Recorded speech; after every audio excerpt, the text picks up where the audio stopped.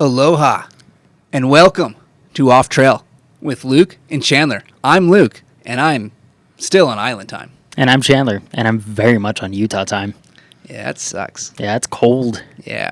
Dude, it's like 25 degrees outside. I know. I came back. I was like, man, I don't want to be here. Yeah. You just want to leave, go back. Yeah. Hawaii was great. I mean, I want you to leave too. It was nice not having you here. So. It was nice to not be around you too. Yeah. But no, it was good to get out for a little bit, get away from the snow. I don't mind the snow whatsoever, but it's a good little change of pace. Yeah. Sure. Just revitalize myself, Oh, yeah. Have a couple island drinks. Oh, yeah. Like fresh coconuts. Oh. Yeah, we'll talk about it. Let's do. Yeah, I'm excited about that. Yeah. So, cool. Well, yeah, so you went to Hawaii. I did. Yeah. I did a thing. You were there for how long? 10 days? Yeah, it was 10 days. It was like a work/play trip. Yeah.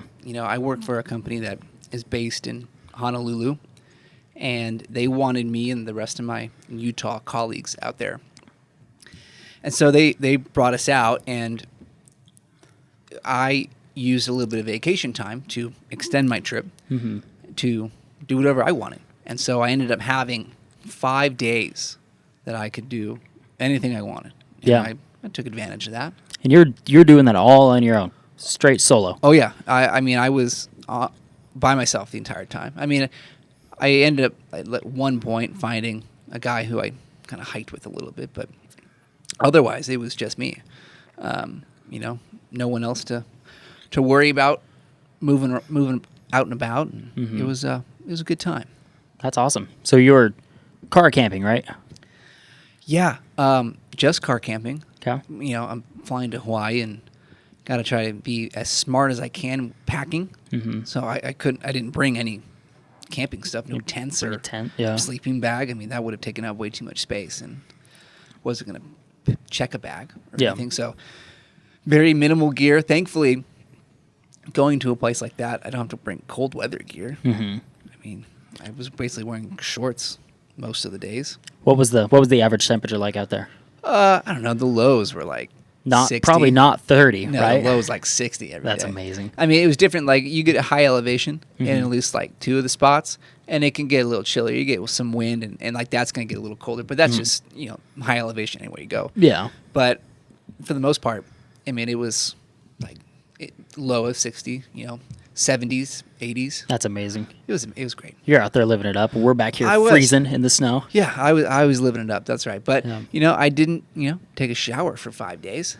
How was that? It was great. I Was felt it? alive. Honestly, you? the salt water did wonders for my hair. Oh, I'm sure it did. I jumped in the ocean a couple days to clean off. Yeah.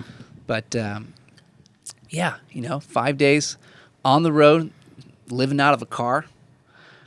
I didn't for at least the 4 days, the first 4 days on Maui. Mostly what I ate and drank was just peanut butter and jelly sandwiches, Cliff Bars, and water bottles.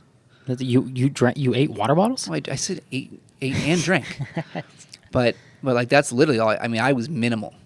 Yeah. I didn't want to spend extra money if I didn't have to. Yeah, you got to be when you're doing those kind of trips. Yeah, So- and it made it cheaper, made it a little bit more accessible to go do stuff in Hawaii. Yeah. I think like 5 days in Hawaii on the other islands, not on Oahu. I believe my final expense was like $800, That's amazing. which is ridiculous Yeah. because out there, a hotel for a night is like anywhere from $200, $300, $400. Yeah. And so if you're not doing it the way I did, you're spending that much for just 2 nights of a hotel before any other expenses. Yeah. I think that's something that a lot of people don't realize when it comes to like travel is there's, people think of, I'm going to go fly somewhere, I'm going to go somewhere and I'm going to experience something that's going to cost a lot of money and I can't afford that. It's like, no, if you're willing to sacrifice a little bit, if you're willing to, rough it, you can do a lot of things. Yeah. It just opens up so many opportunities. Absolutely. I mean, Hawaii's like 2,000 miles away. It's very far. You have to go across an ocean to get there. And that alone is an expensive plane ticket. Thankfully, my company, paid for me to get out there. So I didn't have that, which admittedly helps, But the inner flight or the inner island flights were like $60 a pop, Mm-hmm. which is, in my mind, is not bad. Mm-hmm. The biggest expense for me was just the rental cars. I couldn't have done what I did without rental cars, but that was half of my cost. Yeah. Was just the rental car, not gas, but just renting the car. And itself. I bet out there you're not spending much on gas either. So. Well, gas is expensive. Yeah. But that's you're true. not Yeah. using much. That's right. Yeah. And that's maybe what you meant. Yeah. Because the islands are tiny.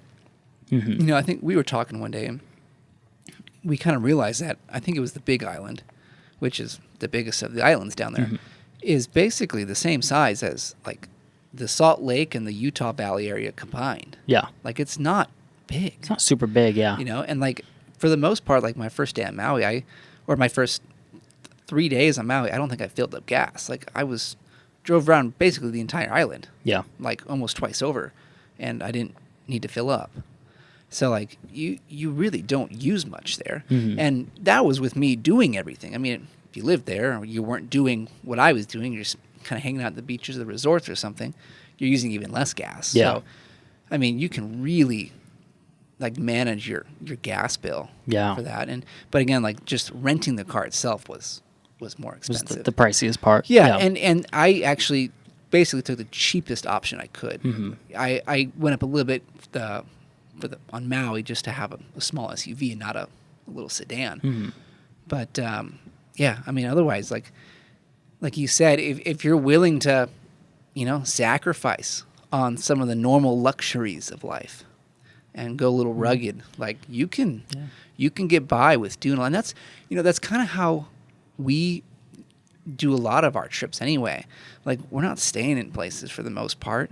We're not getting big expensive meals. Like no, we're on that gas station diet. Yeah, so, it's the bare Pop-Tarts minimum. And Cliff Bars and it's the bare minimum. And like, yeah, it sounds like that might suck, but honestly, it's worth it every time. Oh, like, absolutely. To be able to go out and do that stuff on a more regular basis because you're willing to skimp on some of that. Yeah. Like you can build up a lot more really cool, fun experiences and stories that you get under your belt that you just wouldn't get otherwise. Yeah. Even if you do have to get like a place to stay at, like for example, I think you had the same experience when you were in Oregon, but when I was in Oregon, I was staying in the cheapest motels possible. There's not camping's kind of a tricky situation in Oregon if you're not paying for it. Like there's not a lot of BLM spots. It's not Utah. It's not Utah, yeah. It's not 80% BLM land. But it's a little bit trickier. So, making the sacrifice to, pay $50-$60 for a cheap rundown motel.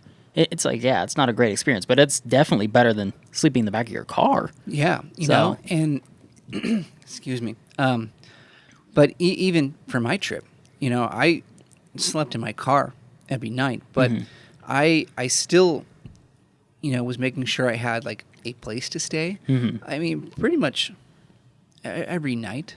I didn't have a paid campground, and so my total expense there, like $800, that includes those things too. Yeah. I just found because it's a little different going to a place like this, literally having never been there, not knowing anything about the place, the culture, or anything like that, really. And it's like I don't want to just stay somewhere I don't know. Yeah. And so I was okay to, pay $30-$40 for a campground. Yeah. Yeah. And feel good about it, And like I did that 4 of the 5 nights that I was on the islands before I got to Oahu.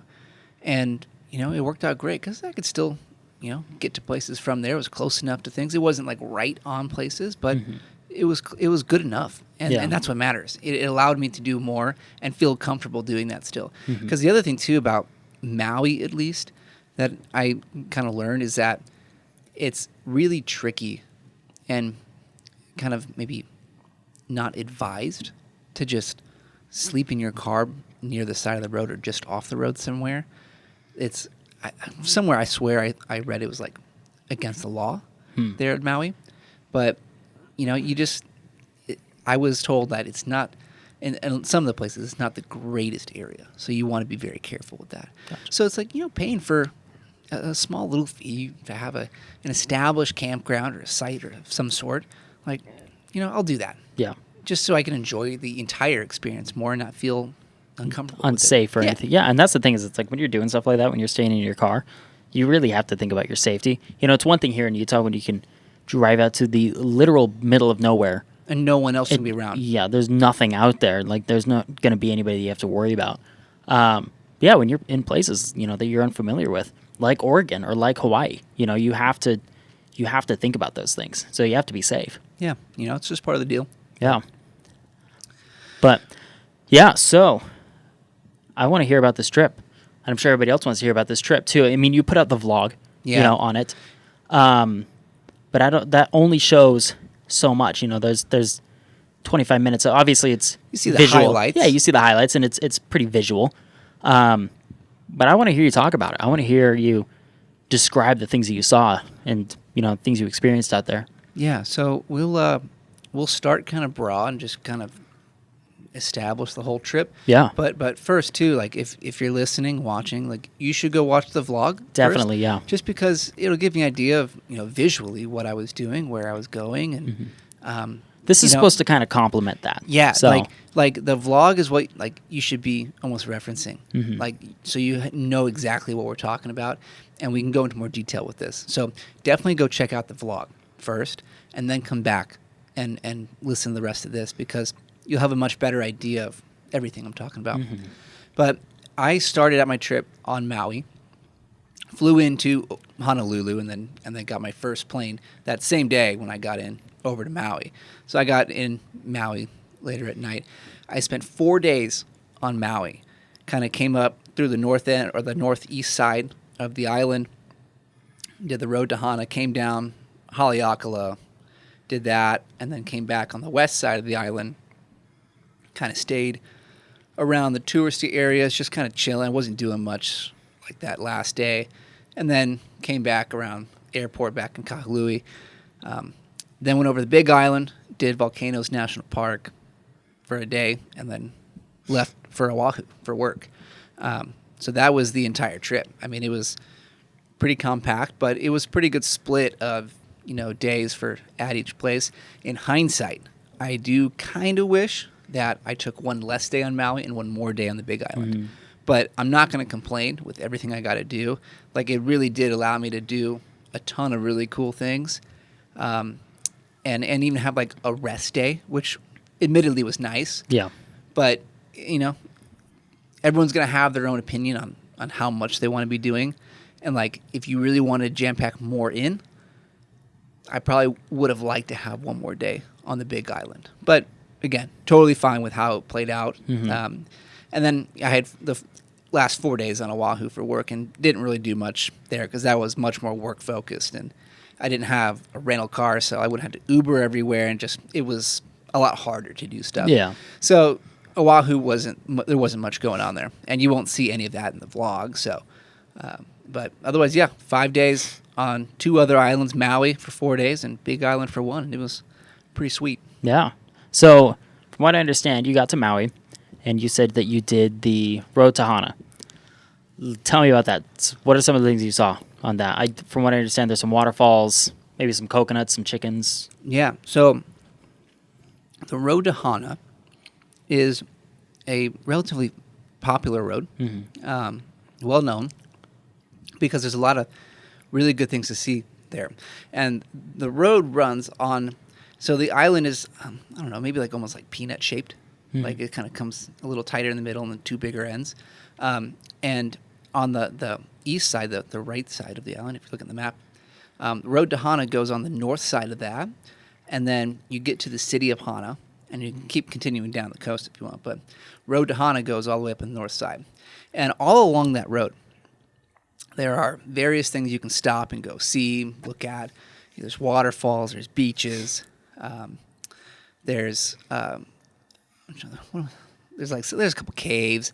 I didn't do caves there at all, but there's a lot of really neat things, good overlooks, and it takes a long time because this road, for the most part, is basically just a 2-lane road. There's not much room. It's tight, and in a lot of places, especially like around all the kind of bends, it comes, excuse me, it comes even tighter like it goes down to one lane, and you have to yield for oncoming traffic. Really? Yeah.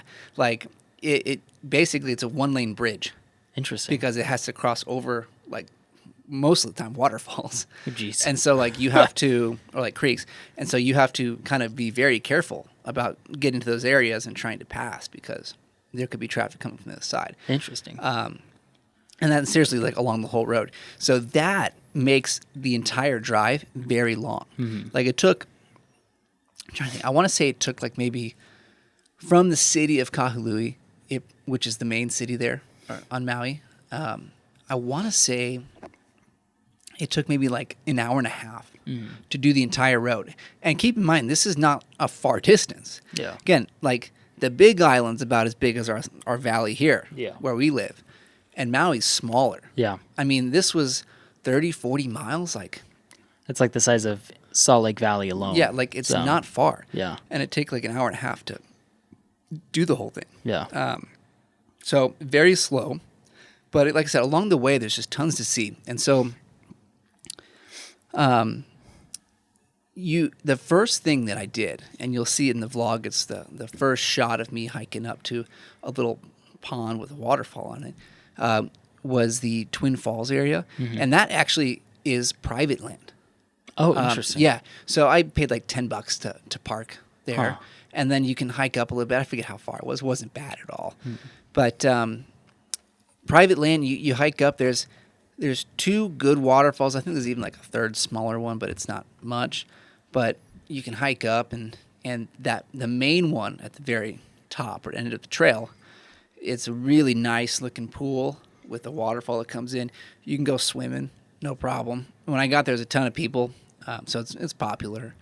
And I got there as early as I could, kind of. I was doing a little bit before sunrise and at sunrise, like on a beach, just getting vlog material.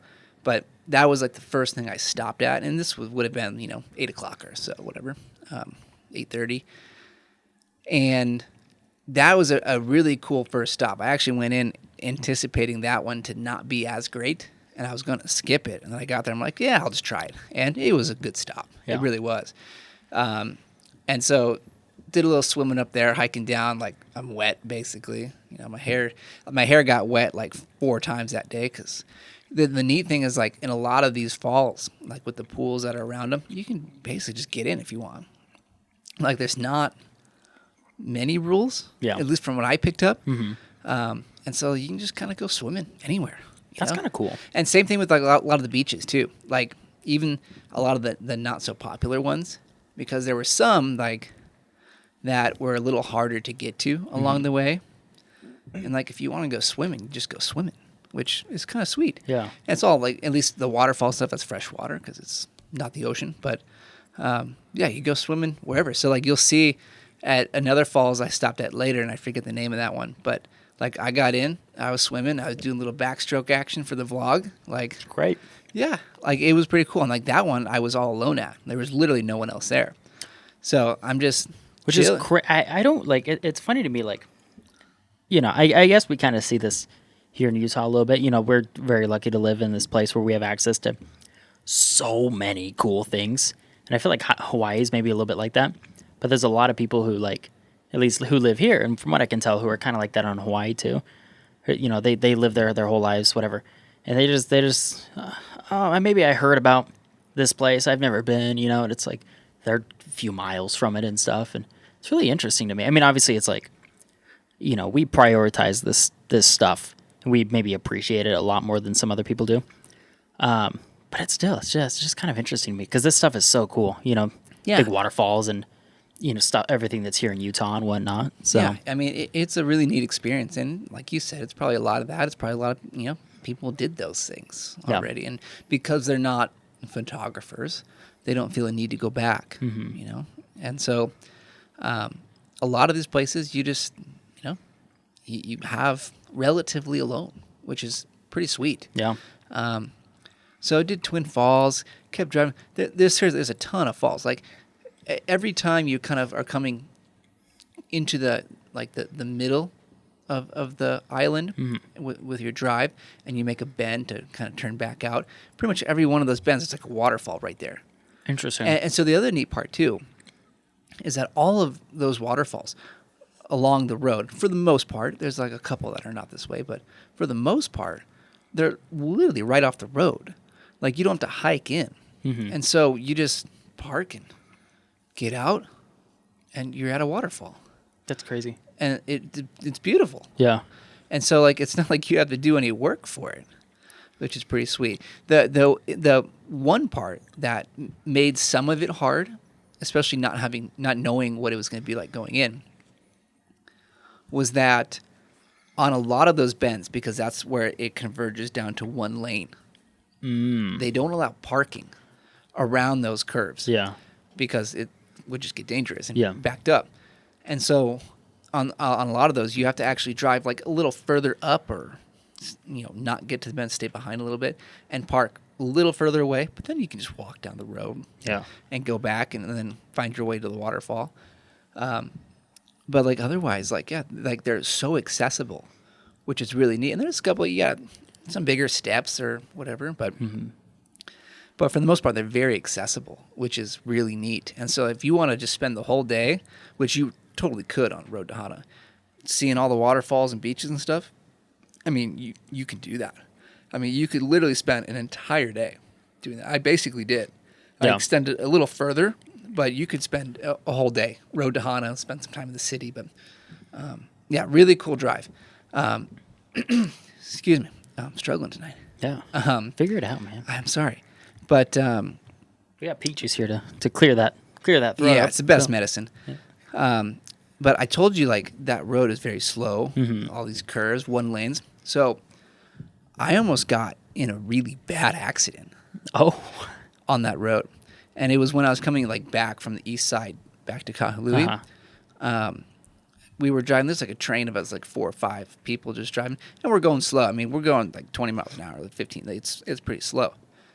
And I want to say it was a local who probably got fed up with us going slow and want to try to pass us. And I may be like third in the caravan, like right in the middle, and he was right behind me, this guy.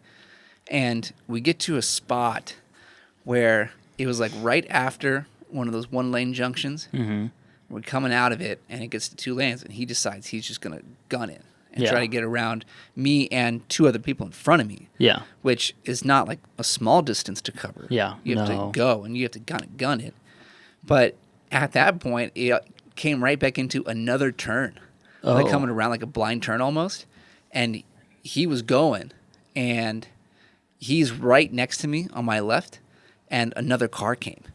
And he slammed the brakes. And that car, obviously, for a good reason, is kind of freaking out, like doesn't know what's going on. There's a car in his lane. Yeah, there's a car in his lane coming fast at him. So he slams on his brakes, kind of swerving a little bit. And, I'm thinking maybe this truck next to me is going to try and get back in our lane. So I'm kind of freaking out. I hit the brakes. Yeah. And slow down, kind of swerve over as best I can. But, like, dude, that was...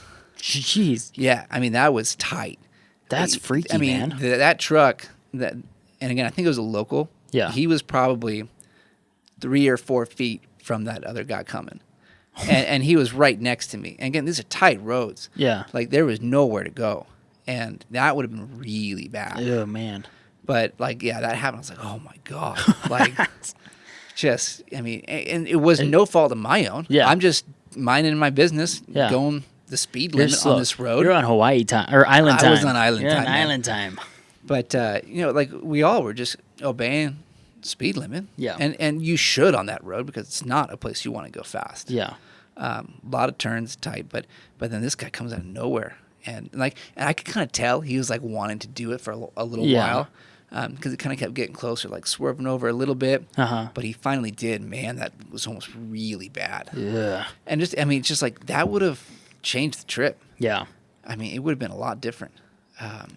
But very fortunate, very lucky that I and no one else was hurt. Yeah. Too. I mean, because it would have been at least 2, if not 3 or 4 cars that would have been, involved in that accident. Yeah. But yeah, so fair warning, if you're going, please be careful. Yeah. It's not a road to play around on. That's crazy, So, man. but Road to Hana is very, very cool. I mean, I stopped probably, 10, 15 times at different spots just to check it out. Yeah. Good overlooks, looking out to the ocean, looking inland towards just some good like forest, like wilderness areas. I even stopped at one point. I forget the name of the falls that was there, but at this little spot, there was a local who was selling coconuts because he's a coconut harvester. Which I didn't know this was a thing. Yeah. So I mean, like this guy is like legitimate. He just lives like kind of out, away from everyone in Maui. Not all the way in Hana, but kind of somewhere in the middle. And he's a coconut harvester for work. And my man Malu, that was his name. I sat and chatted with him for a little while. Bought a coconut off him for like $5. And got to learn a little bit about like what he does. Yeah. And like he literally climbs. I think he told me like the tallest tree he's ever climbed to harvest coconuts is like 80 feet. Oh. And he said sometimes like he climbs these trees with or without equipment. What? Like sometimes he's got his gear climbing up. Yeah. But sometimes he's just shimmying up this thing. Jeez. And so then he's harvesting coconuts. Yeah. And coconuts are not light. Like I don't know if I've ever held one, but I mean, dude, the coconut's like this big. Yeah. Like it's. Remember the clip in the vlog? Yeah, it looks it's hefty. It's bigger than a football. Yeah. Looks like a bowling ball. Yeah, that's a pretty good comparison. Yeah. Maybe not quite as heavy because those are somewhat heavy, but Yeah. But size wise, that's pretty good. And he goes up these trees to get these things, and he's not coming down with like 2. He's coming down with like an entire bunch, like 10, 15, 20, like whatever he's getting. And when you add that up, he's like, sometimes it gets to like 500 pounds What? worth of coconuts. And He's not just like dropping them; like he's carrying them down. yeah, I mean, he's using some techniques like kind of using branches as like a pulley, Yeah, with rope over the top to secure them, and then that becomes a lot lighter. Yeah. But nonetheless, like he's climbing these trees extremely tall, like high up, and just getting huge bunches of coconuts. That's wild. And he just does this for a living. Could you imagine that being your job? No. Like just what you do? You just go climb trees Yeah. and get coconuts, and Yeah. it's like that's my job. Yeah, I mean, it was the neatest thing. And then, so a lot of times he sells them to like local places, or whatever. But he says a lot of times he comes in on like the road to Hana there, and he sells them to tourists coming by. That's crazy. $5-10 for a coconut. He splits them open. You can drink them, which was I was not expecting to have that experience. Yeah. Going to Hawaii, but I drank from like a real, like raw coconut. Like not a farmed coconut, like literally just a wild coconut. Free range. Free range, yeah. Grass-fed coconut. Grass-fed, yeah. And like that was cool. So he splits it open, you can drink it, and that's in the vlog, so like you can see that. Yeah. How much water is in that? It was a good, I mean, it's more than this, like one of our glasses here. Yeah. I mean, it's probably a good like 16 ounces. That's I mean, I'm just guessing, but yeah. like it was a good drink. Yeah. And for $5, like that was worth it. But then you finish it, you bring him back your empty coconut. He'll crack it open fully, and then you can eat the meat out. Is that what it's called? The meat? Yeah. What? So yeah, you scrape the meat out and you eat it, and it's kind of weird because it's like a little rubbery kind of texture almost, but it's soft, chewy. Eat it no problem. Yeah. And you just eat the coconut. So I literally just drank and ate a raw coconut. That's crazy. And it was awesome. Like, do you like coconut normally? I do. I don't Yeah. like ask for it necessarily, but I do like it. Interesting. Because I'm not like a big coconut fan, Yeah. but I don't know. I'm kind of But intrigued. see, what I would say is like this didn't taste like coconut I've had before. That's what I was just gonna ask. So yeah, it wasn't like as sweet, Uh-huh. especially the meat. The meat was not like as sweet or had that same kind of coconut flavor I that can't you're get used over to. the fact that it's called the meat. Yeah. Because like it's a fruit. Yeah. Yeah. But like the liquid was kind of sweet. Like the liquid was good. Really? Yeah. Like I That's could drink cool. that like a lot. Better than pink juice? Let's not get ahead of ourselves. But like that was a cool little, just not like an amazing highlight of the trip. Like it was just a cool little addition to it that I wasn't expecting. Yeah. And he's not there every day, so like, I just lucked out and he was there. That's sweet. Yeah. And because when I came back, he wasn't there. I was gonna stop and see him again, but he wasn't there. But like that was a neat thing to do. And so if you're on the road, like look for my man Malu. Like shout out to Malu, the coconut guy. Yeah. So. And so another thing he told me, and I trust him because he's a local, and I had this confirmed by some other people there on the island too. But sorry, we're changing cameras here. We're a small production. Yeah. But Malu told me that sorry, Chandler's sneezing over here, ruining the whole show. Malu told me that 95% of all of the foliage on Hawaii is non-native and invasive. I've heard that a lot. That most things on Hawaii, even like pigs and a lot of stuff is invasive. Yeah, and so like I'm sitting there with him chatting, and he's pointing out all these trees. He knows all the names of all the trees and stuff, and he's like, "That's not native. That's not native. That one's not. That's really invasive too. This tree's a problem." Like, and it's like I look around, I'm like, oh my god, like that's incredible. Yeah, that's crazy. Because like we think of like Hawaii as this beautiful state, and it is. But like when you realize that much of what we're seeing is like literally not from Hawaii. Yeah, not from Hawaii originally. Yeah. Like that. Like what did it look like before all this? Yeah. Like that'd be really cool to see. Well, it probably looked like the next place that you saw. A little bit, yeah. We'll get to that. Yeah. But yeah, like not much of that. Like hardly any of it is native to the island. Yeah, that's crazy. I don't know that there's a lot.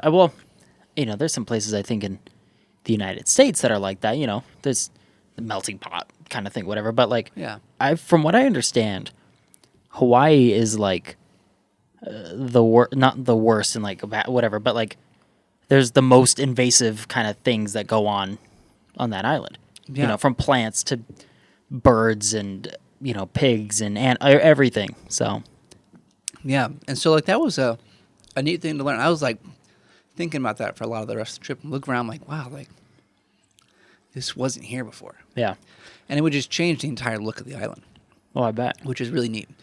But yeah, like you're saying, like pigs and all that stuff. Like there's some deer in some places. Like none of that was native. Yeah, a lot like birds just happen to carry seeds on them when they're flying. And so that's how some things get over here.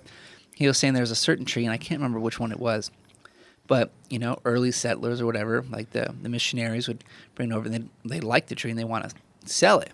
So they would sold it as like just a decoration for their homes. Yeah. But then people would be like, I don't want any more, and they just kind of throw it out in the outside. And suddenly the trees spawn other trees everywhere. Yeah. And that's how it starts. Which is crazy. I mean, it's just, it kind of blew my mind because I'm looking around, I'm like, wow, like, this is amazing, but like, this is not like native Hawaii. Yeah.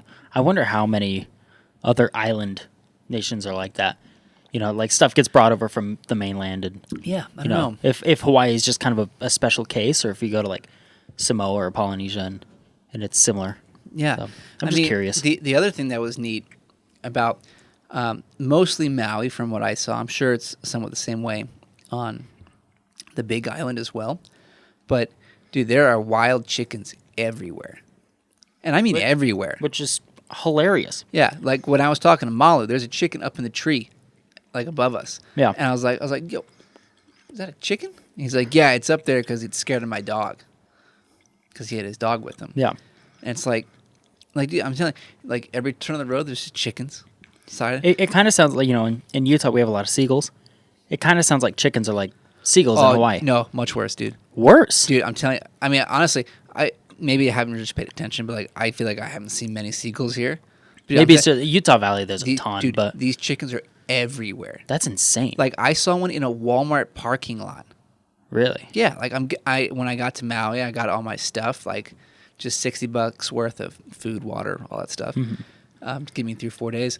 And I'm pulling out of my car, out of the parking lot, and I had to be very careful, like reversing out because there's a chicken behind me. Did it not just move? And I'm in the city. Yeah. Like I'm not like I'm in the country. Yeah. I'm in the middle of the main city in in Maui, Kahului, and there's a chicken in the Walmart parking lot. Like, these chickens are everywhere. That's really weird. Yeah, it's crazy. I mean, that was something I definitely did not expect. Yeah. But it made for a neat little experience. Yeah, that's crazy. Unfortunately, I don't think I show any chickens in the vlog. Yeah. But they were, trust me, they were everywhere. I saw some feral cats as well, and they were tiny little things. I'm trying to think of what else there was. But yeah, there's pigs. I didn't see any pigs, but I know they're there. But yeah, it's just crazy. Like, it's a totally different world. Yeah. And so I guess maybe continuing down through the road here, so we can bring up and kind of connect these points. The next day, my second day on Maui, I did something on the PPY Trail, and I went up to Waimoku Falls, and that's one of the main things in the vlog. You can go see it, follow along that whole hike. But like, I did that hike solo, and I don't hike much solo. It was like 2 miles. It wasn't bad at all. It was really easy. But I don't hike much solo. We none of us really do. Yeah. Whether it's midday or in the dark, we don't do much. And I did this solo, pretty much right around sunrise. And I wasn't like worried about it because locals, Malu was telling me, it's like, there's pretty much nothing out there that's going to hurt you. Yeah. Like, they don't have predators. Maybe that's why they have so many invasive species problems. Yeah, Like they quite literally don't have anything that's really gonna hurt you. Yeah. And so like I'm like, oh, I feel good about doing this solo. Like, yeah, whatever. Like, let's go do it. I've heard from like Wyatt Peterson. He served his mission in Hawaii. I don't know what on island, but he's talked about how like you got to watch out for pigs and stuff. But like, still, that's a pig. It's not like you have like a jaguar. Yeah, or there's no coyotes or anything. There's no cougars. Yeah. Like, no moose. Like, nothing there. Yeah. Like, everything's gonna be smaller than you. Yeah. And so I'm like, you know what? Like, let's just go do the hike. No problem. Yeah. And it's like, that was kind of neat. And so like, that hike was a really neat hike.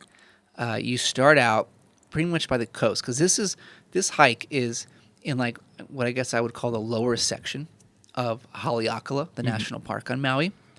And this section like is basically down by the coast. And it comes up through like rainforest. And so you start the trail.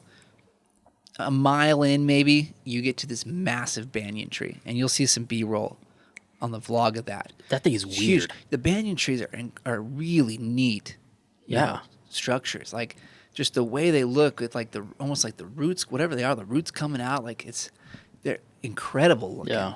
And just the branches spread way sideways, and like they're huge. Yeah, they're crazy looking. And so you get a hike right. I mean, I was underneath it. I mean, Yeah. it's right next to it, which was super cool. That's like a mile in. You go like another half mile. Maybe that was a half mile. You go like another mile or half mile, I forget. But basically, the last mile of this hike is through a bamboo rainforest. Like, I'm hiking through just a bamboo forest. Which is probably invasive. It is. Yeah, it Is is. it? Yeah. Yeah, that's not native either. That's crazy. And so, I'm just going through this forest, because it starts out like a normal kind of rainforest with Yeah. foliage, but then it turns into basically only bamboo. Which is what I remember you showed me one of the photos that you got from there. Yeah. And I don't even know if you've edited it, but it already is one of my favorite. And I don't know why. It's just a neat It's just spot. cool. Yeah. It has the boardwalk that's going through the middle of it, and you have Yeah. the bamboo on both sides. Like, that's just not something you see every day. I mean, if I didn't know you were in Hawaii, I would have thought you were in, I don't know, Thailand. Yeah, like something Southeast that. Asia. Southeast Asia somewhere. Yeah. And like, it's funny because like, while I was in that part of the trail, I was kind of laughing to myself. I'm like, part of me feels like I should be expecting like some monkeys or like some tigers to come Yeah. out of the bamboo. But like, I'm in Hawaii, and Yeah. there's literally nothing out here. Yeah. And it's like, it was a really neat experience. That's crazy. I don't think I've ever seen bamboo, so like that was a first. Yeah. And so like, I'm hiking a mile through this bamboo forest. This is super cool. Yeah, that's wild. Yeah, it was sweet. And then you get up to the top of the trail, and you get to this massive waterfall, Waimoku Falls. It's not quite 200 feet tall. And so this thing's huge. And it's not like a huge, like, wide waterfall. It's relatively narrow, like the stream coming down. But it's enough. Like, I mean, no problem. You can see it. I mean, we made it, I think it was the on the thumbnail for the vlog, and it was what we posted today. Yeah, that's right. Yeah. Like that waterfall with me standing at the bottom was Waimoku Falls. And it's just massive, and you get on, and you can get literally right up next to it, That's like underneath it, and so you get the entire scale for what it is, and it's just, I mean, it's super cool. Yeah. Yeah, that's insane. Yeah, so like you just get a hike through this rainforest, which is crazy, you know. That's so cool. So I did that in the morning, went back down the trail to there's like a legit like park entrance down there. Stayed back down there in the park. There's an area called like Seven Pools, or I think like the Ohio Gulch area, and there's just a bunch of like, you know, little pools of water there that make for a really neat scene you can go to. It's just like a little half-mile loop you can do. It's no problem. Yeah. And that was neat to see. But there's also some trails like out by like back by the campsite area in that lower section of the park where you can kind of just jut out to the coast and see the ocean. And that's actually, I FaceTimed you one night. That's my first night there. Yeah. And I was like, just kind of bragging. I was like, look, hey, here's my view for sunset. Yeah. And like, I'm literally just on rocks on the coast. Yeah. And like, that was a super cool area just to kind of chill at. Mm-hmm. You know, I got one photo there at sunset the previous night. Well, yeah, it's not like amazing, but it's just cool to see that. So yeah, like that bottom area of Haleakala was great. And it's a long drive. It's like 2.5 hours from Kahului to get all the way there. Yeah. Because you got to go all the way around on road to Hana. But I mean, it was so worth it. It's like if you have time, if you're going there, like you definitely should go all the way around. And in between, I didn't even talk about Hana, but in between Hana and Haleakala, that section of Haleakala, there was another falls that I really liked, Wailua Falls, which it's really funny because that first day I was coming down, I got to that falls, and coming into the trip, I honestly did not have high expectations. Like, I was like, yeah, this will be good. I'll just go to the national park, check them off the list, say I've been. Yeah. No big deal. And it's also just because, like, Hawaii, like, the beach is not my scene. I'm not a beach person, so. Yeah, that's how I am, too. Yeah, and so, like, I'm coming into the trip like, yeah, it'll be good, but, you know, just be a good time off, really. Yeah. And so I get to this falls, Wailua Falls. You know, I kind of get off the road, get down near it, and I have it to myself again. Like, there's no one else. Mm-hmm. And this is the first day with my low expectations. I said to myself, I even got clips for the vlog, and I had to cut them because it was, what I said was basically a lie. But I was like, I was thinking in that moment, I was like, this is going to be the best moment of the trip. Yeah. I mean, maybe that was a little premature of me to say on the first night. Yeah. But like, I'm like, this is going to be it. Like, this is going to be the moment that I remember. Yeah. And quite literally, every single day after that was better and better and better. And it was like, wow, like, screw that one up. Yeah. Like, but it just, I don't know. It goes to show, like, if you can plan enough out of a trip and know what you're trying to do and go see, like, even if you got low expectations, you never know what's going to come up along the way. Yeah. That's just going to blow your mind. You really don't. Because, like, that's how it was for me. Like, I had everything. I knew what I wanted to do. I planned all of it out, all the stops. But thinking that was going to be the best thing was, like, the most childish thing I could have said in hindsight. Yeah. Because the next day, I did Waimoku Falls, which was awesome. Yeah. And I got up to the top part of Haleakala just for sunset. But then the next day, I hiked down into Haleakala, and we'll get to that, but that was insane. Yeah. And then I had the day after, or I guess it was 2 days after, but I went to the volcano. Yeah. That was erupting, which we'll get to. Yeah. But like, I mean, it literally just got better and better and better. And it's like, wow, like, it was incredible. Yeah. But so now let's get up to Haleakala, the main part. So, yeah. So you did quite the hike. Yeah. So this is day 3, this right? is day 3 in Maui. I remember you texted me at the end of this hike, and you're like, bro. Yeah. We did day 3 in Maui, and I got up to Haleakala. So for those who don't know, Haleakala is a dormant volcano. And this dormant volcano makes up a national park on the island. And it you can hike down into the main crater. It's a massive crater. It looks insane. Yeah, and obviously I didn't see it in person, but just from photos, Yeah, it's like it's a massive crater, and so you can hike down into it and everything. And inside the crater, there's all different kinds of volcanic structures, cinder cones and whatnot, and it's just a super cool looking place. And the summit of Haleakala is 10,000 feet, which is wild. Yeah, it's so a massive big. volcano. Yeah. And you're basically coming from like sea level because Yeah. you're on an island. You know, Kahului is basically sea level, and so you're going from sea level to 10,000 feet. When you told me that, I had no idea those islands were that tall. Yeah, We talked about, Timpanogos sits just under 12,000. yeah, And like, that means the point of those mountains, that's still like 5,000 feet above like where we're at right now. And we're sitting close to about 5,000 feet, in elevation. Like, that's insane. And to have that be on sea level to that, like, that's wild. So yeah. I mean, it's that kind of blew my mind. I didn't realize how big. the visitor Those center are. sits at like 7,000. Yeah. Or no, sorry, not the visitor center. The entrance to the park. Oh, gotcha. Sits at 7,000 feet. But the visitor center is at the top, right? Yeah. So and I said this in the vlog, between the entrance to the park to the visitor center, there's a 3,000-foot elevation difference. And I kid you not, on the way up, it's just switchback after switchback after switchback after switchback. Yeah. And that's after you get in the park, and you have more of that before you get to the park entrance. I think I counted, like on Google Maps, I was looking at it. I believe I can't remember either one because I add a number to something if I forget it, but it's either 20 or 27 switchbacks. It's absurd. That's ridiculous. It literally, from the entrance to the top, it takes like 30 minutes to get up. That's crazy.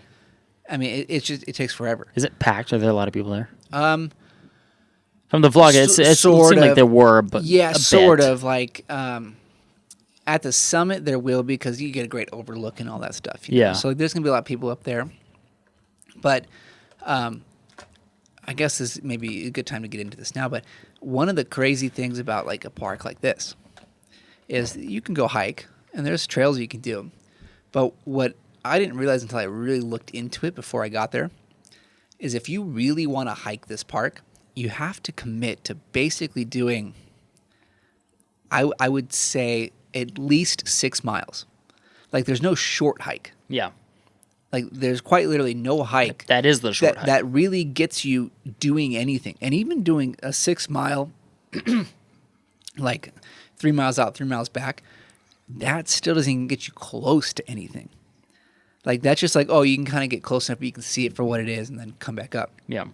Like, and so because of this, how like if you really want to hike, you have to do a ton of hiking. There's no one that really does all that. Like the average tourist is not going to show up and go do that. They're just going to go to the summit and look at it.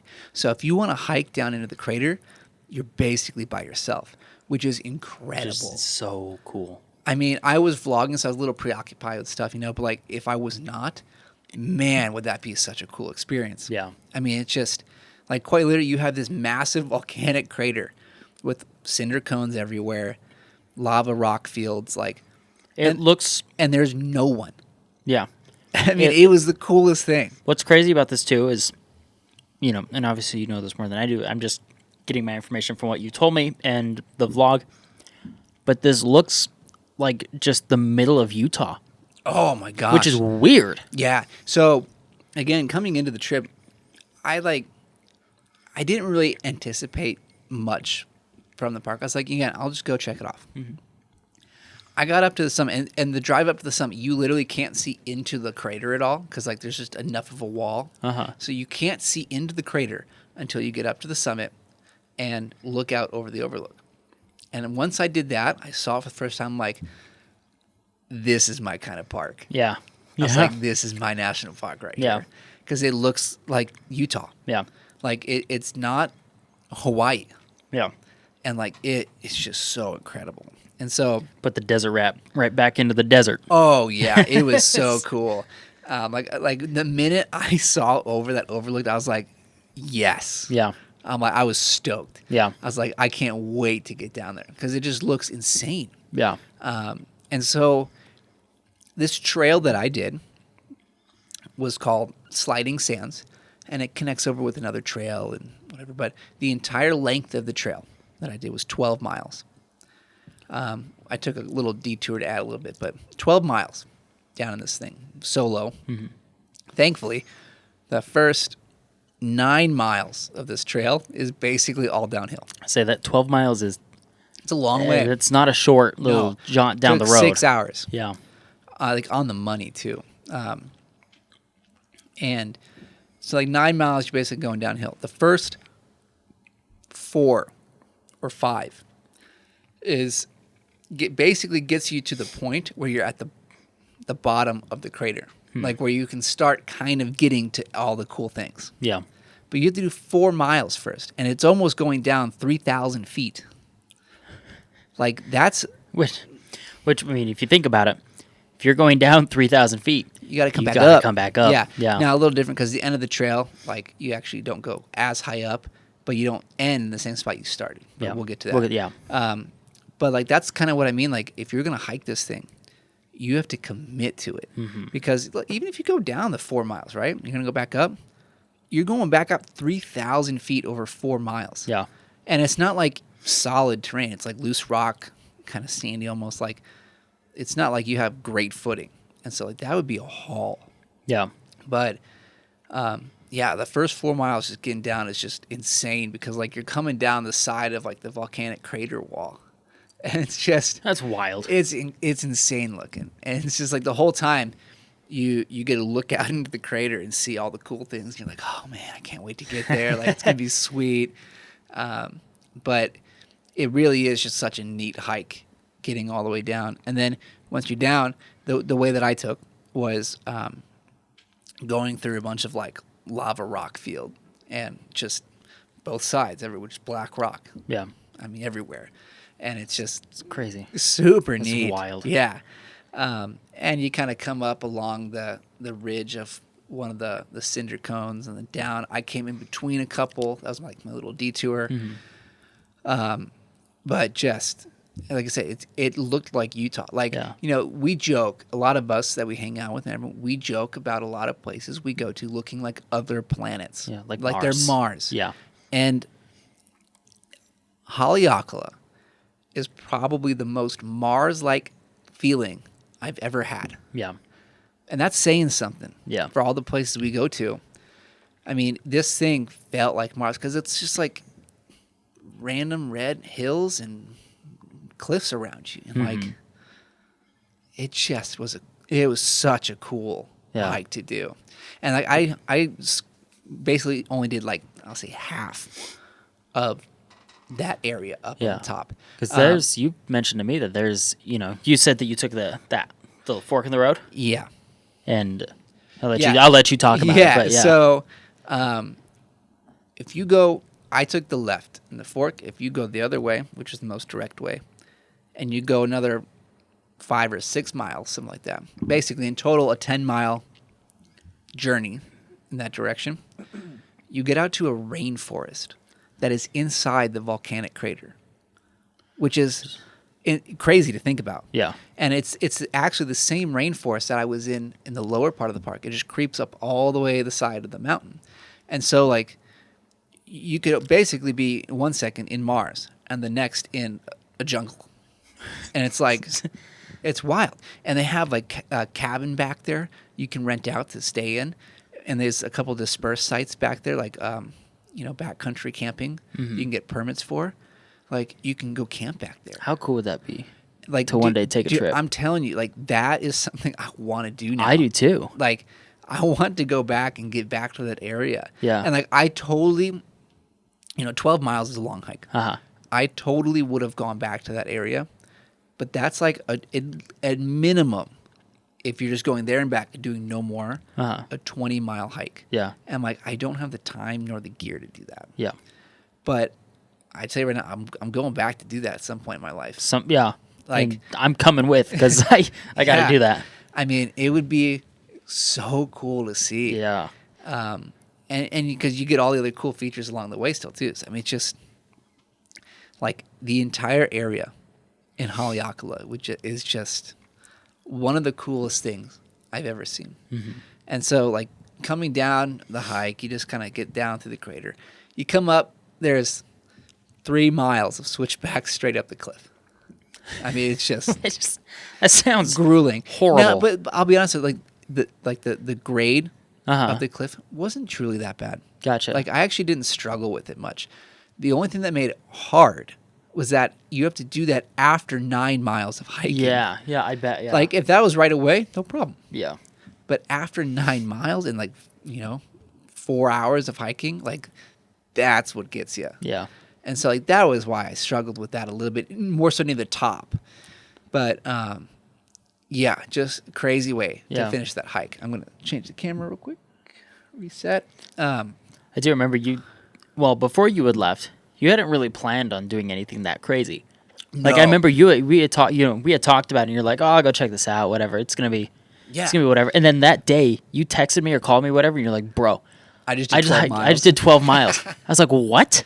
Where the heck did you go? Yeah. Like, that wasn't on your agenda. I mean, not that I knew No, your full agenda. I but didn't plan on that. And I think I said this in the vlog. I did not plan on doing it. But, again, when I saw the park for that first time, I was like, I'm doing it. Like, I'm sure, I can't pass up that opportunity. And, again, I'm not going to be dumb and go do the crazy long one. Yeah. Because that could, just put me in trouble, right? Yeah. And that's something you taled about in the vlog, Yeah. too. You can't be dumb in those situations. But so. 12 miles, especially if 3/4 of that is downhill, that's doable. I know I can do that. Yeah. And so I did. Like, again, I'm not going to pass that up. Yeah. And, man, like, I think of all the hikes that I've done to date, that's up there with, like, the best of them. Yeah. And it was just incredible. Is it top the Lake Blanche one? I don't know. that one's tough. But yeah, Haleakala.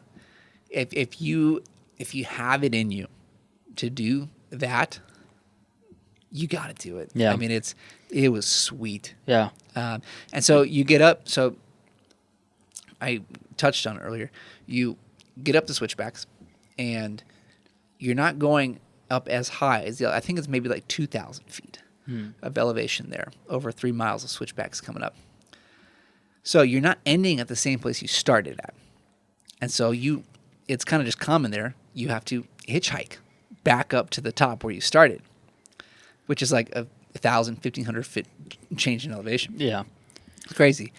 And so you just have to, like, find a ride back up, which is crazy. That's like, weird, yeah. Yeah. I'm sure that felt super weird. Oh, yeah. Were you standing there with No, so I'll tell you.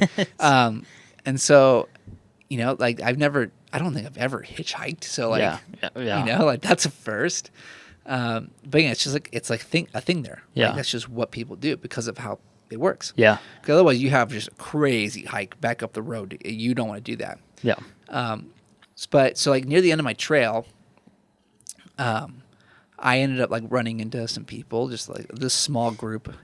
I saw maybe like 6 people, but there was maybe like 9 in their group. Huh. They were from maybe Chattanooga, Tennessee. Oh yeah. And they were doing a slightly different kind of trail than I was, much shorter. But I was just chatting with them here and there up the trail as we kind of just leapfrogged each other a little bit or whatever.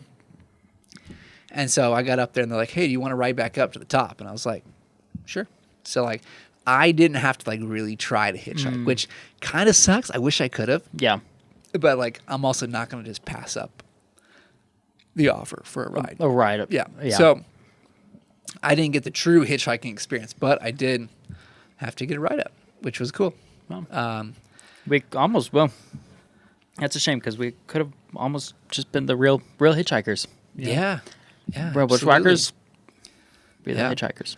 But yeah, that trail was amazing. I mean, it was really cool. And, like, you'll see, if you watch the vlog, you'll see a lot of it.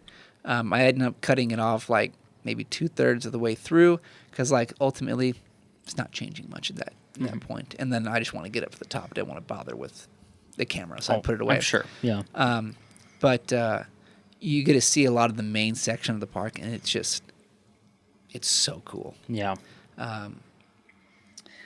But and then you get up to the top again, and there's a little higher section at the summit where they have another little observatory. But they have I guess they have an observatory, like an actual observatory to look at the stars up there. I didn't go over that way at all. I was just kind of beat from the hike, so I was like ready to be done. Yeah, I bet. But they had that up there, which is really cool. I have a picture of it. At some time, I'll probably end up getting around to posting it, but might be a year. But The rate that we go sometimes. maybe 5 if I pull Patricia. Yeah. But yeah, I mean, there's just some really cool things to see in Haleakala, and it's so worth the time if you can get out there. But I mentioned this in the vlog, and it's just a good example of this idea. I was hiking this in the morning, and because it took 6 hours, I went up through midday. Yeah. Like, I quite literally don't have any amazing photos of this place. I just don't, Bad because light. the sun's above me the entire time. Like, Yeah. I don't get the great conditions, and so I come out of Haleakala, the main section, with pretty much nothing. Yeah. Now, I took photos just to document, look back and be like, oh, this is crazy. Mhm. But, nothing that, is going to be an amazing photo. Yeah. Which, it's different. It's not a bad thing. No, it's So- not. And that's what I mentioned in the vlog. We do a lot of this all the time, go to places, trying to get photos. And not that it's not a great experience, but it's almost like it's a different experience trying to focus on that and wish that you get something like that out of it, as opposed to going and doing some kind of activity like this and just wanting to have a great time. Mm-hmm. And I kind of just gave up on the dream of getting an epic photo, and was just like, this is amazing. Yeah. And I just enjoyed it, and that was awesome. It was a great way to go about doing it. And because it'd be hard to wait for good conditions anyway, because no matter what, you gotta start the hike either way early or way late. Yeah. And it's just not easy. Yeah. Yeah. So it's just tricky. It's a place where you may not come away with a bunch of great photos. Yeah. And honestly, that's how some of those big trips, I've done a few solo trips like that before. I'll be on my own for 10 days or so. I've done a handful of them, and on those trips, there's a lot of photos that I get that I'm like, oh, these are great, and I do get what I would say, some of my favorite photos that have come from those trips. But there are a lot of times where you're checking a place out. I had this experience actually in Monument Valley. I was there by myself, and I happened to be there about early or late morning, not quite early afternoon, but I don't know, 9-10 a.m. And so the photos aren't great, but it was still cool, just going around Monument Valley and being able to experience it. I think that's a lot of things, or that's one thing, that you and I have talked about a lot, where it's, I think you and I maybe are starting to try and value the experience 100% of everything, just more so than depending on, I guess we're not valuing the photo that we get. We're not letting the photos that we get, determine how good of an experience that we have. So, and we're looking to other things. Yeah. To try to base that off of. Yeah. So. One thing I said in the vlog, in this little 2-minute rant that I went on during the trail. Yeah. Is we do things like this when we're trying to get photos. And we always a lot of the times we come away from it always wanting more. Yeah. I wish this could have been a little bit better. Yeah, it could have been so much better if I had this, or if this happened. It's can't we just be happy to be there? Yeah. Because again, we get to go to so many cool places. Yeah. And most people don't ever get to go there, much less see some of these things. Yeah. Just in a photo.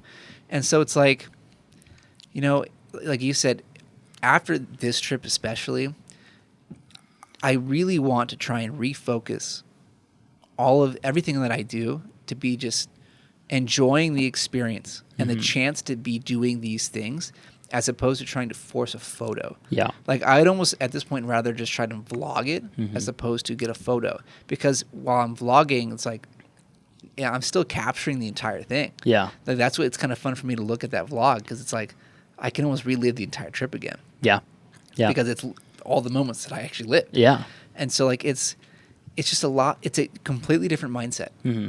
And for me, especially with this trip, because it's a perfect example, like I'm not thrilled about a ton of the photos I got. Yeah. I'm just not. Yeah. You know, I don't know exactly why, but I'm just not. Like they don't do much for me. Photographically, it's just They don't do much for me. But man, was that a great trip. Mm-hmm. Like, you know, it's just different. Yeah. And I think it's just something that we should always try and keep in mind when going out and doing things. Yeah, yeah. I mean, I went to Zion National Park last weekend, and I had a very similar experience. I went down. It was, snowy, foggy conditions and rainy and stuff all weekend. But, and I got photos that I like from that. But I think the photos that I got from that, I touched on. I have my own vlog that's coming out from this trip to Zion. But I think the photos that I got from that are more. I like them more so because there's a memory attached with them, and now there's a video attached with it too.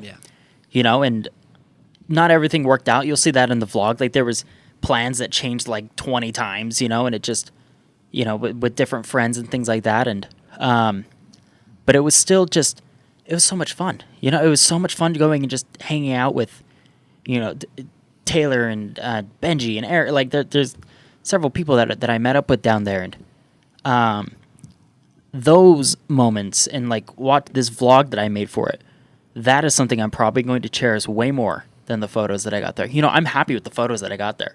There were some kind of dream photos, like I've always wanted to get photos of Zion in the snow. Who doesn't? It looks cool.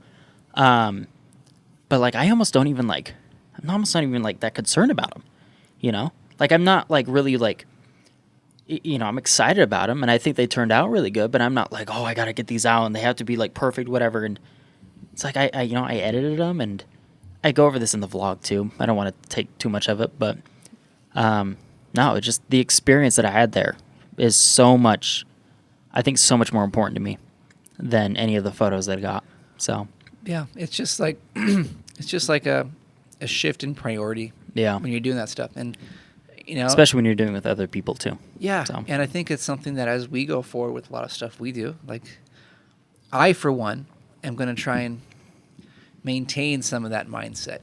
We just did hike up Adams Canyon, then went to the hot springs, and like I don't have many photos. Hot springs, you think I'm going to hot springs in the winter. It's like I think I literally took like 10 photos. Yeah. Like that was it. There's not much. I got a couple of portraits of Isabel, which turned out great. Yeah. I'll show you later. And then I got like one drone shot, and I was done. I was like, oh, I'm good. Yeah. And then I got in the hot springs. I'm like, yeah, I'm chilling. Yeah. It's like, I don't know. It's one thing, obviously, if you're doing a lot of this stuff for work, like by all means, you got to make a living. Yeah. But if a lot of what this is for fun, mm-hmm. And maybe on social media a little bit, like you got to have the fun too. Yeah. And like cherish that. Like Yeah. don't just passively have the fun. Mm-hmm. Like really be there in that moment and enjoy it. Yeah. Yeah. But let's keep moving here though. So Let's do. Yeah. So at the top of Haleakala, done with the hike. I didn't tell you this, but I went up there that morning because again, this is a very long drive. Mm-hmm. I was fairly certain I had enough gas.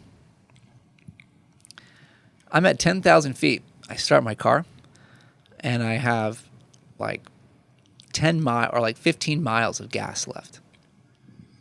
And I swear it wasn't that low, but whatever.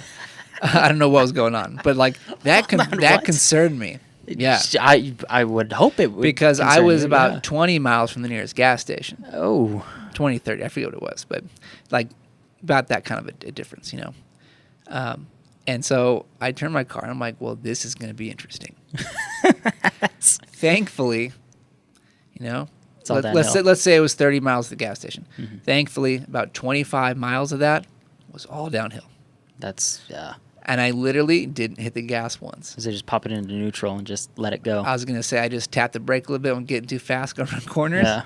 And I just let gravity take me. That's hilarious. But I will say, and this is kind of what I realized, as I got lower in elevation, miles came back. So I think something interesting. about it, like at high elevation, you lose some gas efficiency.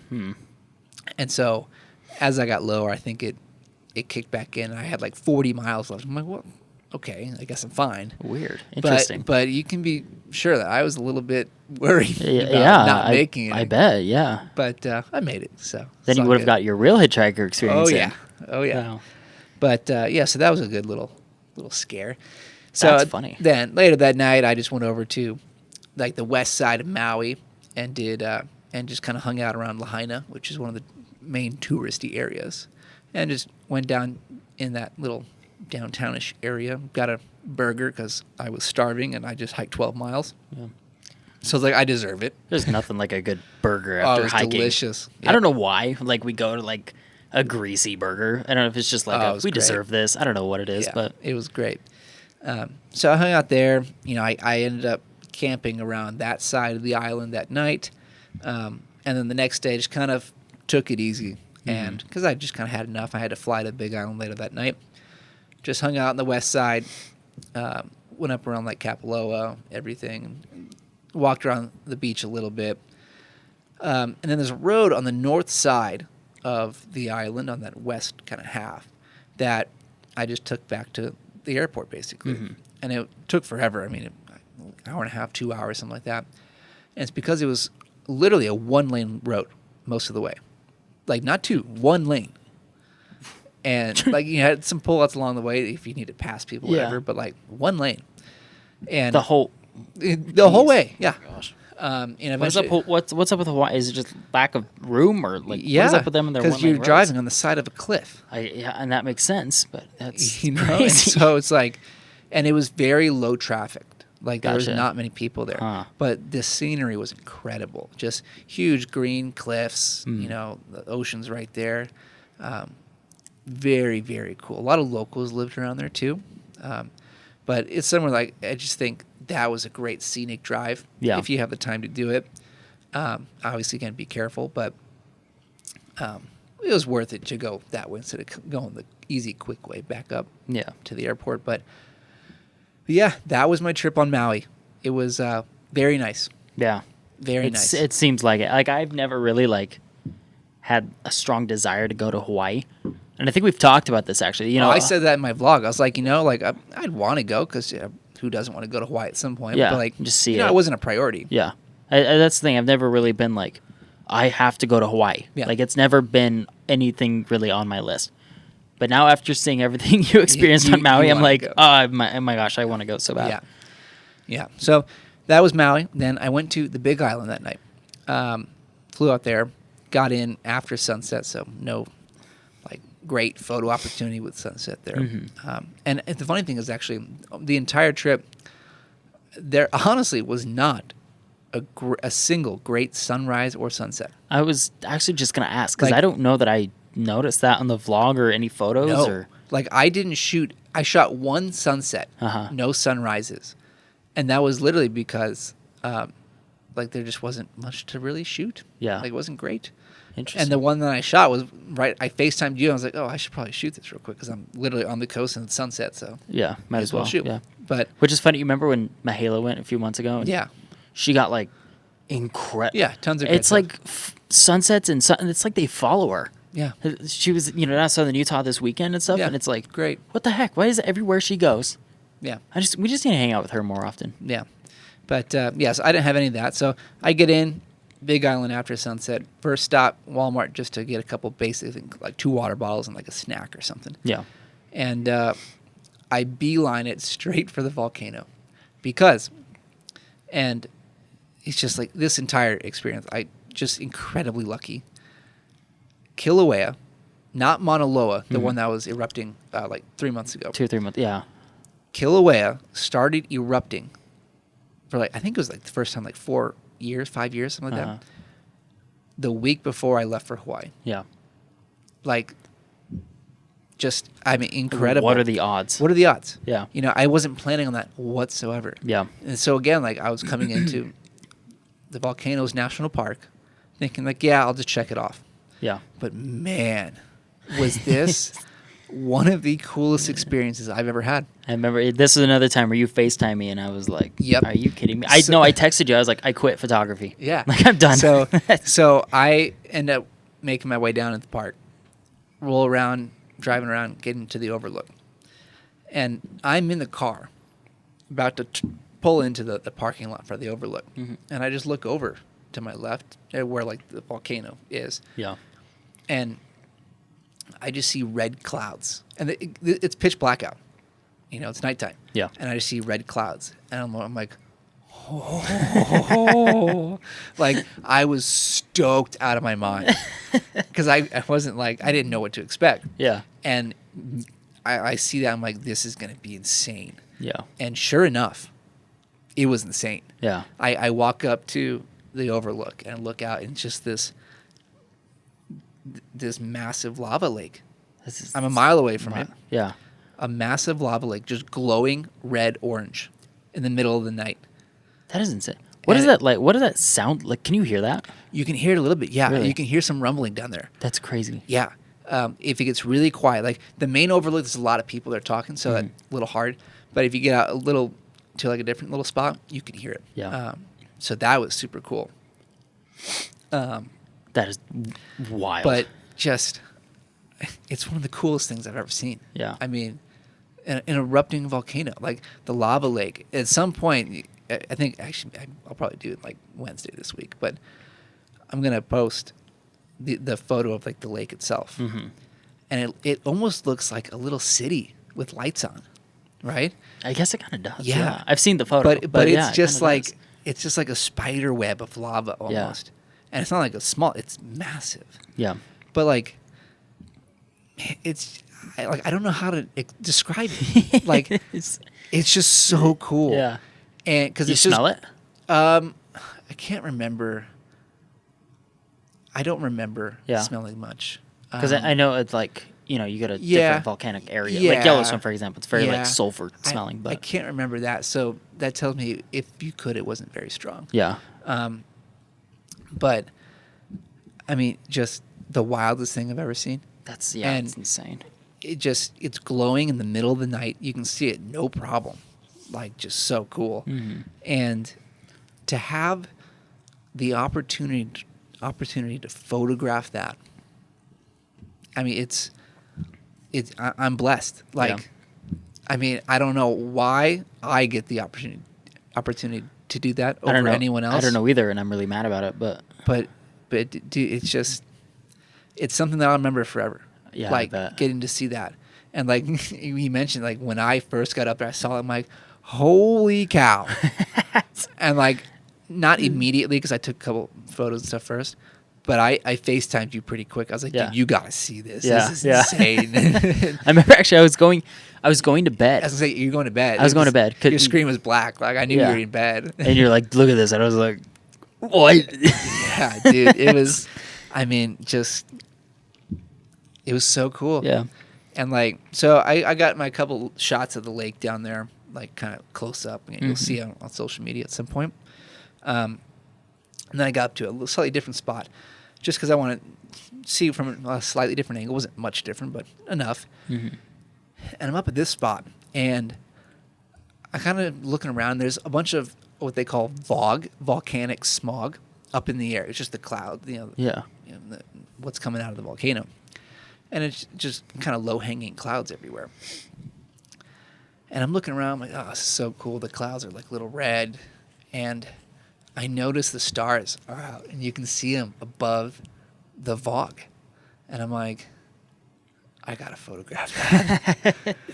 Because like I had that experience before when I was storm chasing with Paige. Yeah. Like I went and there was a storm cloud, and I took a photo of this like ball of electricity going off with the stars. Yeah. And it's not my best photo, but it's just one of my favorites because of the contrast with like nature and space. Yeah. I was like, I gotta do the same thing. Yeah. Like it was the only thing I started thinking of. So I figured out kind of how to work it out and framed it up and took a shot, and I looked at it in my camera. I was like, I just started laughing to myself. I was like, I'm shooting an erupting volcano with stars right now. Yeah, you sent me that exact text. Yeah. I was like, the bro, middle of I'm the night. shooting lava and stars. Yeah. I woke up because you had sent that like an hour maybe after you Yeah. had FaceTimed me. And I had gone to bed at that point, and I woke up and I saw that, and I was like, my day's already ruined. It's I was like, like, are you kidding me? it's like, I mean, realistically, though, I mean, I joked that, like, oh, my day was ruined. But no, yeah. I was pumped. I got to work, and I was like, or no, maybe it's, I think it was after I maybe sent you the photo. yeah, it was after Yeah. after you sent me the photo, because I had, like, it was funny, actually. So I just got done shooting in Zion, and I got back home. Yeah. And this was, so this is after I get back. You had been to Zion. And yeah, I got back on Sunday night. You got back Monday. late Yeah, Sunday, or I guess Monday morning. yeah. Yeah. So it was like a few hours And I after me. finally basically. got around to get my photos on the computer, and this was the first one I edited. Yeah, And obviously. it's on social media. I just posted it Monday today. Uh-huh. I forget what the date is today, 24th or something. I don't know. But like, it's on social media. You can find it. The photo we're talking about. But I sent it to you. Yeah. And you can. It was, yeah, it was, so I had, you know, when I was down in Zion, the conditions were super cool, and I took a cooler down there to take some photos for work, and they were pretty cool, like, cooler photos. I was like, these are, you know, the photos I got were pretty dang cool. There was some of my favorite product photos that I've ever taken. And you had great conditions. Like, it was cool. It was awesome. Yeah, it was snowing, and it was you were like pumped about it. I was stoked about it, and like I was on the verge of sending one of these photos to you, be like, these turn out pretty cool, you know, these turn out good. And then you sent me that dang photo, and I was like, come on, man, like, Yeah. you'd one up me before I ever even, like, I can't compete. Yeah. And it's just like and it's January, like, yeah. And it's, 19th at that point. And so that photo we're talking about, the one, the lava's coming up, you see it, and like it almost looks like the place is on fire. Yeah. Just because it's a slightly long exposure with crazy looking clouds that are red, Yeah, and then the stars. It's a crazy It's photo. insane, yeah. And like it's funny 'cause we talk about like I took that like what, the second week of January. Yeah, you've started off that year, this year, like that. I've peaked. Yeah. This year. Like I'm not going to do better this year. Yeah. I don't know what's going to ever compare to that. I don't know either. And so it's like I guess my year is done. Yeah. But You can quit right now. yeah, but it's just like, you know, that kind of an experience is like it's just something that I'm going to remember forever. Yeah. Oh, I bet. It's crazy. Yeah. Yeah, I don't know. There's like no words can describe it. But I think it's also like, I think it's a perfect example of something that I talked with Taylor on the show. Mm-hmm.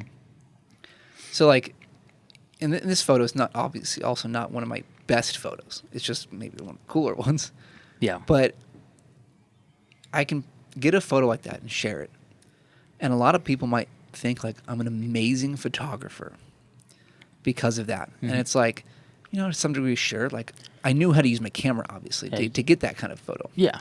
But like, just because I have a photo like that doesn't make me much better than most other photographers. Yeah. What makes that photo, like, and what gives me like that kind of, I don't know, clout or recognition Mm-hmm. is simply because I was there. Yeah. Like no one else was there. Yeah. You know, of our people we do stuff with, no one else is there. And Mm-hmm. it's like, it seems like I'm really good solely because I showed up. Yeah. It has nothing to do with a lot of my true skill. Again, a tiny portion, but like, it's just one of those things. Like a lot of people need to realize, like, it's not about all of the cool places you get to go to and shoot that make you good. Mm-hmm. It's just not. Yeah. It's about showing up and, you know, just giving yourself chances to shoot things. And it doesn't have to be the cool things. You can get great things at home, you know. Another great example, just quick shout out, you know, Richard Brown, RB, back in Illinois, we've talked about him before. I think it was today. He posted a photo like of a really tiny little snowflake in one of his frames. And it's like, that's cool. Yeah. And like you can see the detail. It's super cool. That's wild. You know, he's not out shooting an erupting volcano, Yeah. but he's a good photographer because of that photo. Yeah. And people won't give him the recognition for it. Yeah. And that's a shame. You know, they'll give it to me because I just happened to be at an erupting volcano accidentally and got to shoot a photo like that. Yeah. And it's like, you know, I guess I'm feeling more and more passionate about this idea that like it just doesn't matter. Yeah. Like what you're shooting, it's like just give yourself a chance to shoot something. Yeah. And show people what you can do. Yeah. And it's, I don't know. It's how I feel. No, yeah. I mean, I feel the exact same way, you know? Obviously, like, I am very passionate about the photography side of the technical photography side of things. You know, it's kind of funny, actually, with working for Lifetime. There's a lot of products that we shoot that aren't, like, exciting, you know? Like, you know, for example, this is just an example that I'm going to use, but a snow shovel, for example, or a snow pusher, as it's called. That's not really like an exciting subject. But we went out and shot some photos of this snow pusher the other day, and I'm like, I don't know. It's maybe it's just like how far I've come in photos and stuff. But like I took some photos of this you know, one of our actors using a snow pusher, and I was like, these are so cool. You know, I don't know what it was about it, but I was pumped about these snow shovel photos. So it's really not like, you know, when it comes to like getting good photos, yeah, there's a lot of like technical things and stuff. But I don't know, it's just, yeah, like you said, it's just showing up. Yeah. So. It's like, you know, and again, I recognize I'm not a bad photographer. You know, I've done a lot of work. You've learned about a lot of stuff, you know, like you just pick it up. But, you know, when I share a photo like that, everyone automatically is like, oh, this is amazing. Yeah. But I would much rather not receive any recognition for that photo and be recognized for like my portrait work instead, because that is where you see who really knows how to shoot. Yeah. I guess that was what my point was going to be with the snow shovel was like, I know that that's a good photo. Like I know that the way that I shot it, the way that I edited it, I know it's like a really good photo. I have a lot of like random like product photos like that. I'm like, I know like photographically and like technically this is a really good photo. But it's like, it's not going to get, you know, nobody's going to look at a snow shovel photo and be like, this is a banger, you know? Yeah. So. And that's, we've talked about it, but that's the problem with Instagram. Yeah. And social media. We saw this like in that little photo challenge that we did, right? Mm-hmm. With the guys out in the snow. You know, like Will's photo won, and it's a great photo. But it's like, you know, I put a portrait in there, and I think it's a great shot of you. Yeah, I'm not even saying just because it's me, but like it's. I think it's a great shot. Yeah. And, you know, it doesn't get any attention. Yeah. Even though I think, obviously, totally different kind of photo than a landscape, but like technically, I think it's one of the best ones. Yeah. In that whatever 6 shot set that we kind of posted with. But like, you know, people don't get the recognition they deserve for the reasons that they should. Yeah.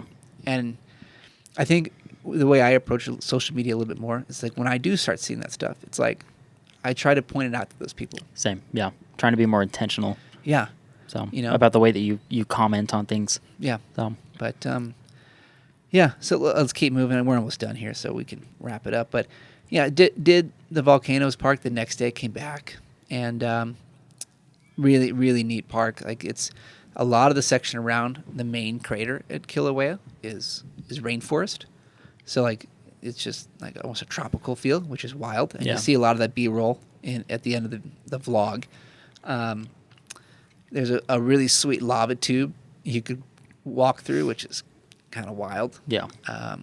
It had some lights in it that all lit up, so you can kind of see everything inside. It was sweet. It looked really cool. Yeah, it was really neat. Had the lights not been on and I could like light it on my own, I would have tried to get a cool photo of that. Yeah. But like their lights would have just been hard to shoot with. Yeah. Yeah, and then it was funny. I sent you. It's weird. Like the whole park, I had service basically, which was kind of neat. Yeah. But I was on this tiny little trail. I went to a little overlook, and I took a video of this cool little crater. And I sent this to you. Yeah. But you know, it's a neat crater, and I look down, and I'm like, there's a person down there. I'm like, how can I get down there? And so I figured out, I'm like, oh, there's a trail. Let's go do it. So I do that trail down there. It was like 2 mile, 3 mile round trip. Wasn't much. Yeah. But you get down this little crater is, what is it? Like Kilauea Iki? I forget what it was. Something like that, the name.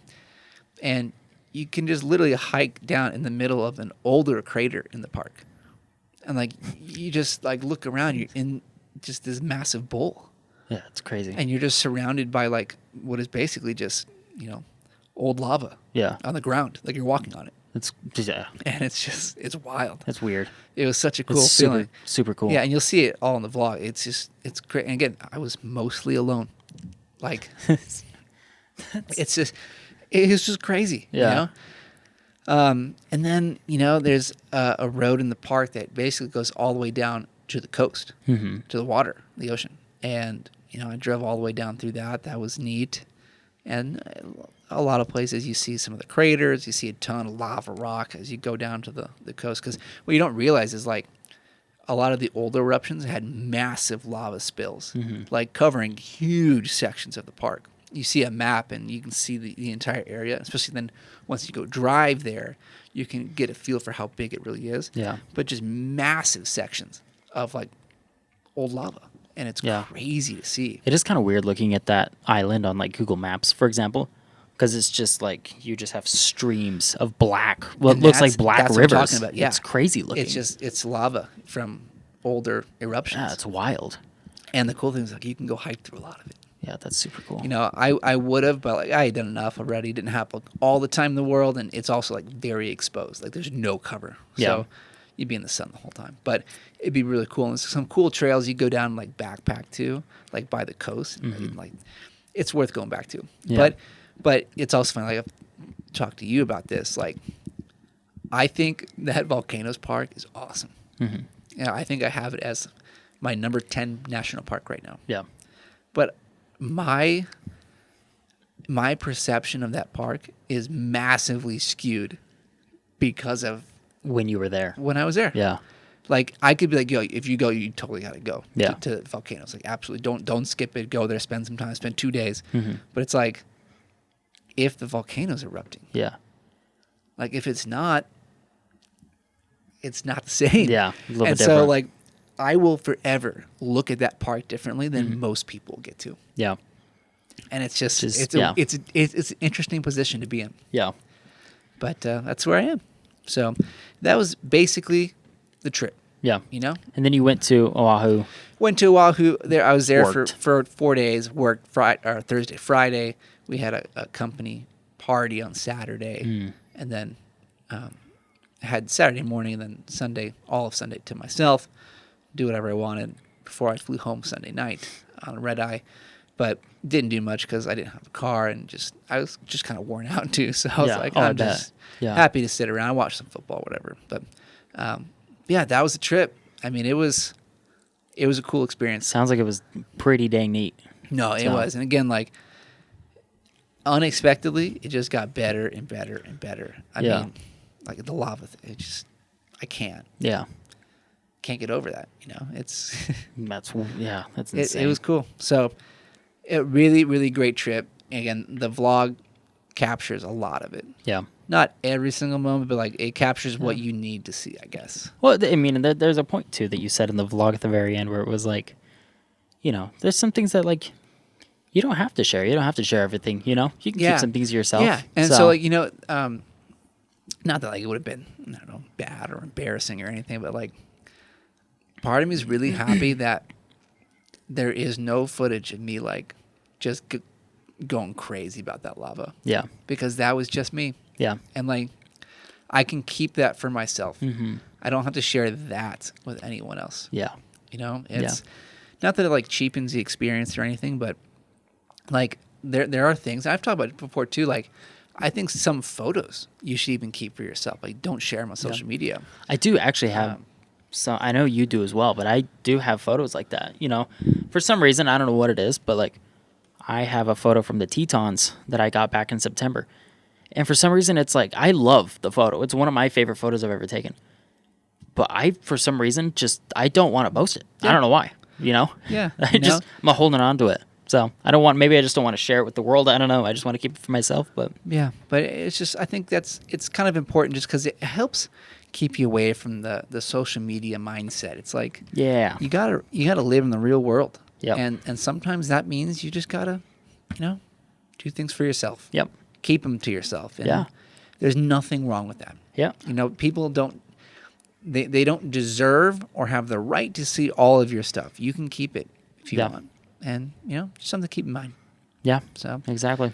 but yeah, I think that covers everything with my Hawaii trip. I didn't see any sea turtles, which kind of a bummer, but Are they on all of the islands or?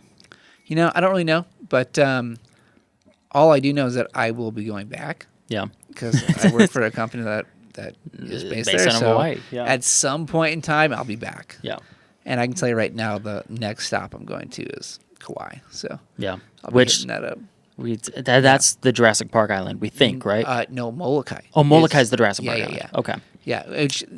Kauai has all the really cool stuff. The Nepali coastline, like there's a ton of good That's- waterfalls, hikes in there. Like I was trying to think before we started. I was trying. that's there one was that I'll spend like 4 days on. Yeah. I'll do a helicopter tour. up That the one's cliffs, yeah. But then even Molokai too, like it'd be really cool to go do that because they have like 2,000-foot sea cliffs, Yeah. like massive. Yeah, like it's wild. and it's all green. It's incredible.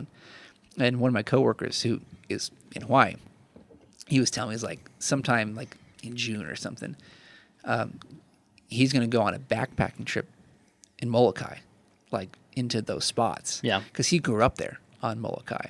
That's and cool. so like he knows everywhere, and Yeah. it's like, oh man, like that's right up my alley. Yeah. Like there'd be a ton to do, and so like I know when I go back, like I'll have plenty to do. Yeah. Yeah. But yeah, I think that's it. Yeah, So man. again, check out the vlog. Yeah. Because you can actually see visually a lot of what we talked about, which would be cool for all of you. And I'd recommend Hawaii if anyone is wanting to go out there and wants ideas or tips on how to do, especially Maui or the Big Island, like let me know. Like I'd be happy to answer stuff. Yeah, and I think the way that you planned out your trip too is a pretty good like little base itinerary Yeah. for people to, because it seems like that's a really you start on Maui, you work your way up, and then move to the next island, work whatever. So Yeah, it was a really good plan. Yeah. I will say that. Yeah. It worked out really well. Yeah. So, but yeah, if anyone's going, I'd be happy to answer questions if I can. I don't know everything, so but I'd be happy to answer what I can. Mm-hmm. So, yeah, I think that's gonna end the episode. Yeah. Here we went for a while. we did. Yeah, Yeah, that was a pretty extensive episode for Off Trail, but hey, it was a pretty extensive trip. no, So, it was, and like we needed to cover something Yeah. on it just to give some more details on it because the vlog doesn't cover a lot of what we talked about. So yeah, and then, that's kind of a unique trip too. So Yeah, it's so it's it- worth talking about. yeah, so yeah, I think we'll wrap it up. If you are watching or listening, you can find obviously this and more on our YouTube channel, Bushwhackers. Again, go check out the vlog because it's a good additional piece with this. But this is going to be on our podcast channels as well. So you can find our show there. We're Bushwhackers. We're on Apple Podcasts, Spotify, Google Podcasts, iHeartRadio, and there's one more I can't remember. But just all the things. yeah, we're on a lot of places. Pretty much anywhere you can find podcasts, that's where we are. So Yeah, so go check us out. Like this video, like all of our other videos. Yeah. Subscribe to the channel so you can see more stuff like this coming out. And we're going to do more vlogs. I know I will, for sure. I know you got a lot of other things you're trying to do with Bushwhackers that's not necessarily video-based. yeah, But we're going to We have got a a lot lot more. of We got a stuff. lot of content we're trying to do. So, it'll be fun Yeah. getting all this out. And we'd love to have you guys along for the ride. yeah. So I gotta say we're 3 weeks into 2023 and we're starting off good, killing it. crushing it. Yeah, Yep. We're on top of things. Yep. So, yep. I think we're good here. yeah. So, we'll see you guys all later, and stay bushwhackers. That was terrible. All right. See ya. Bye.